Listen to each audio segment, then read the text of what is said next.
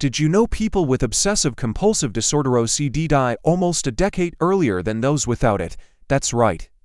A groundbreaking study tracking tens of thousands over nearly 50 years found that people with OCD passed away on average at 69, compared to 78 for those without.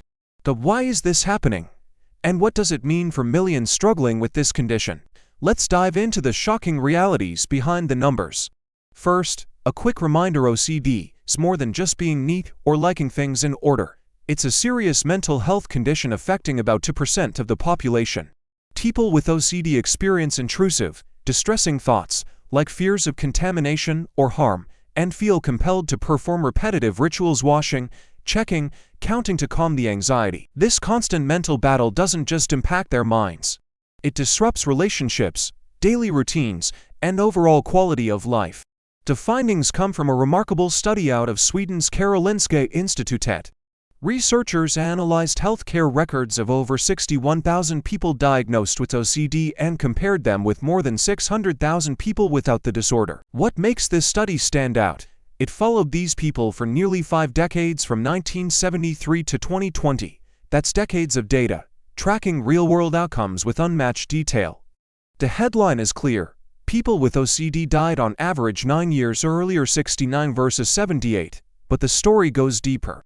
Their risk of dying from any cause was 82% higher than those without OCD. And this increased risk wasn't just from natural illnesses. It included unnatural causes too, which were 230% more likely. What's behind these numbers?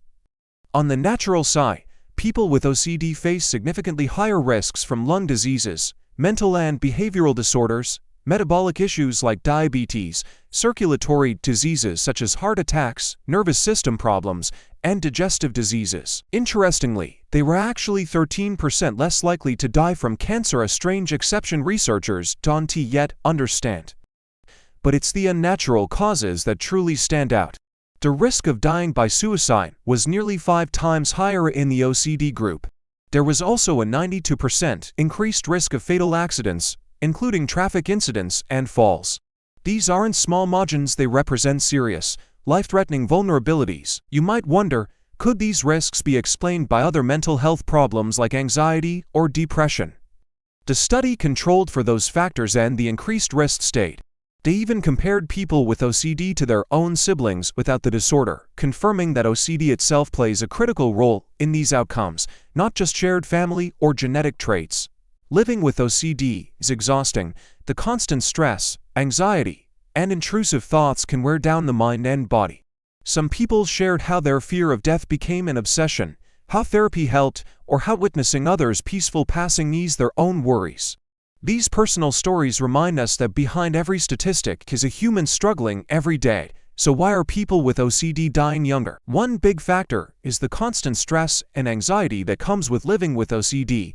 Having these intense worries day in and day out can take a toll on both mental and physical health. It's like a marathon where your body is running constantly without breaks.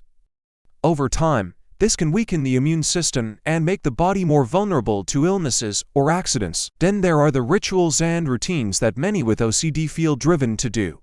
While these behaviors offer some comfort, they also take up a lot of time and energy. Imagine having to wash your hands over and over or check things repeatedly before you can leave your house. These actions can become all-consuming, leaving less time and resources for taking care of yourself in other important ways. And let's not forget the impact on sleep. Many people with OCD struggle to get a good night's rest. Their worries often keep them up at night, or they may be awoken suddenly by a fear of something bad happening. Not getting enough sleep can affect decision-making, increase irritability, and make it harder to manage the challenges of OCD. But perhaps most importantly, OCD can make daily life very isolating. People with OCD may avoid going out or interacting with others because of their fears and need for control. This can lead to feelings of loneliness and disconnection, which can worsen mental health over time. Plus, when you're feeling down and don't have a strong support system around you, it can be harder to ask for help or get the treatment you need. Now let's talk about some ways we can help. First off, let's spread awareness. Many people still don't understand OCD, which can make it hard for those with the condition to get the support they deserve. By learning more about OCD and sharing what we know, We can help break down stigma and encourage others to seek help. Next, let's be patient and understanding. Living with OCD can be incredibly challenging, so it's important to be kind and forgiving towards ourselves and others who might be struggling. Everyone has their own battles to fight, and a little empathy and compassion can go a long way. Let's also encourage professional help.